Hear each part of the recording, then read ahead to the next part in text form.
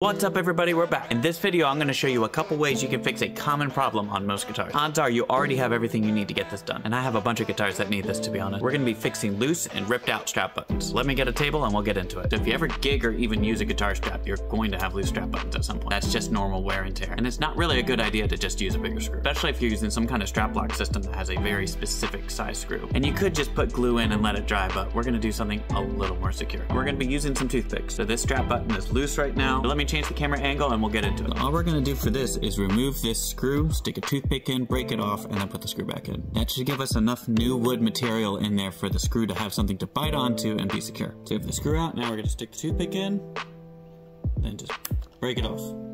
And since this is going to be underneath the strap button, I don't even worry about sanding it or anything like that. Then you screw it back on.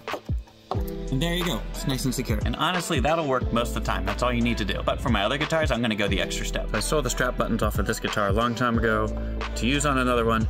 It has a bigger screw, so I'm gonna fill in that hole a little bit more. Again, we're being a little extra here. We're gonna start with some basic wood glue. I've seen people use super glue as well, but I really don't like super glue that much, so we're gonna be using wood glue. Gonna put some on a paper towel. Definitely don't need much. There are better ways to do this, but I'm just gonna use a toothpick and fill the hole with glue using the toothpick. I'm gonna be messy. I'm not worried about it. I'm just gonna wipe it off when I'm done. I'm gonna wipe away the excess. And then for this one, I'm going to be using 2 toothpicks. I like to put more glue on them. Again, this is all extra. You don't have to do this. Shove them in as far as they'll go, then break them off.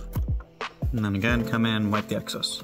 And again, I'm not gonna sand this down because it's just gonna go under the metal piece. Now I used to let this dry and then go back and put the screw in, but I got a comment one day that said I should put the screw in while the glue's wet so the glue dries around the screw instead of you just tearing up the dried up glue. Either way works, that way makes way more sense in my opinion, so that's what I'm gonna do here. So while the glue is wet, I'll put the screw back in and then let it dry over the screw. And if any glue squeezes out, just wipe up the excess. So there you go, some toothpicks and some glue and you're all good to go. And the toothpick thing is real convenient because odds are you probably have them, and if you don't, odds are the place where you're gigging probably has. Every restaurant or place with a bar is probably gonna have a toothpick lying around. You get to your gig and you have a loose strap button, you just go to the bar, get a toothpick, shove it in, screw it back on, and you're good to go. That's all I got for today. Let me know what you think in the comments, and I will see you in the next video.